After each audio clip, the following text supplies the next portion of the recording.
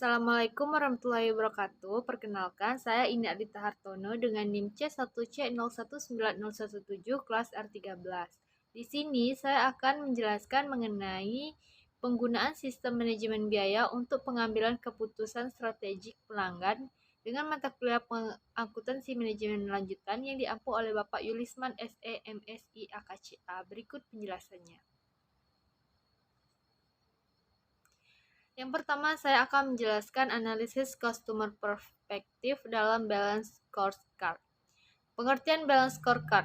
Balance scorecard atau BCS merupakan suatu sistem manajemen strategik atau strategic based responsibility accounting system yang menjelaskan mengenai misi serta strategi dari suatu perusahaan ke dalam tujuan operasional dan tolak ukur kinerja perusahaan tersebut. Sudut pandang atau perspektif dalam balance scorecard. Terdapat beberapa sudut pandang atau perspektif yang ada pada balance scorecard. Yang pertama yaitu perspektif keuangan, yang kedua perspektif pelanggan, yang ketiga perspektif proses bisnis internal, dan yang keempat perspektif pembelajaran dan pertumbuhan. Selanjutnya yaitu mengenai customer profitability analysis, peningkatannya serta total customer atau TCV dan total customer cost atau TCC. Customer profitability analysis dapat diartikan sebagai sebuah pendekatan manajemen biaya yang mengidentifikasikan biaya dan manfaat melayani pelanggan individu atau kelompok pelanggan untuk meningkatkan profil perusahaan secara keseluruhan.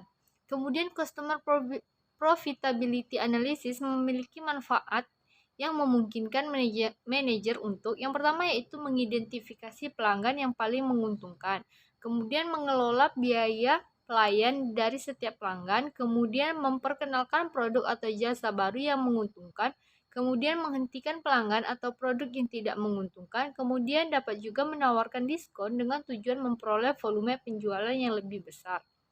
Selanjutnya, jika dilihat dari sudut profitabilitas, maka jenis-jenis pelanggan dapat dibagi menjadi empat yaitu cheap, yang kedua pasif, yang ketiga savvy, dan yang keempat agresif. Selanjutnya yaitu meningkatkan profitabilitas pelanggan. Nah, terdapat beberapa cara yang dapat dilakukan perusahaan untuk meningkatkan profitabilitas pelanggan mereka, diantaranya adalah yang pertama yaitu dapat memperbaiki proses. Dalam hal ini yang dapat dilakukan perusahaan adalah mengefisiensi aktivitas-aktivitas yang dilakukan dalam melayani pelanggan sehingga dapat menurunkan biaya. Kemudian activity based pricing adalah merupakan harga berdasarkan aktivitas. Dalam hal ini, perusahaan dapat memberikan pilihan-pilihan pada pelanggan sesuai dengan aktivitas yang akan dilakukan untuk melayani pelanggan tersebut.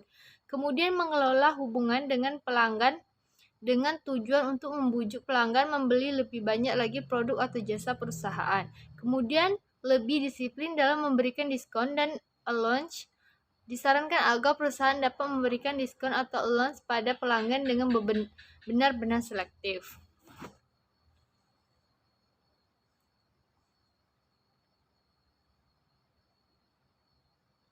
Selanjutnya yaitu total customer value atau TC dan total customer cost TCC.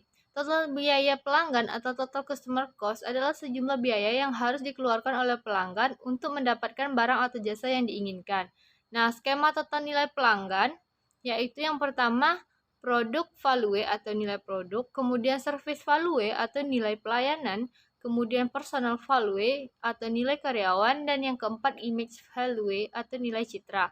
Kemudian skema total biaya pelanggan itu terdiri dari yang pertama biaya keuangan, yang kedua biaya waktu, kemudian biaya energi, dan yang terakhir biaya batin atau pikiran.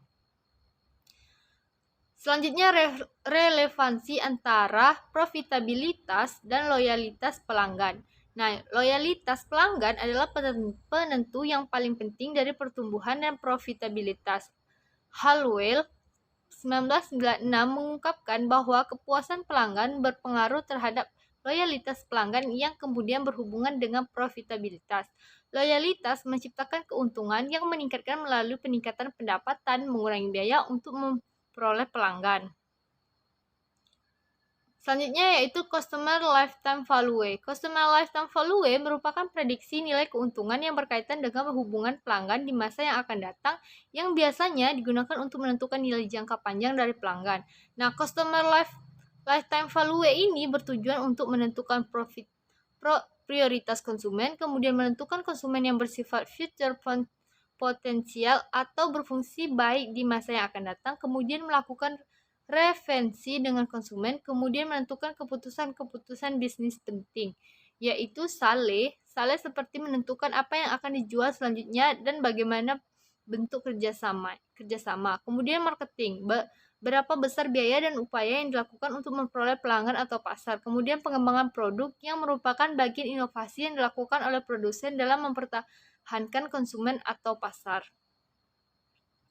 Sekian, terima kasih. Itulah penjelasan dari saya. Apabila terdapat kesalahan, saya mohon maaf. Saya akhiri. Wassalamualaikum warahmatullahi wabarakatuh.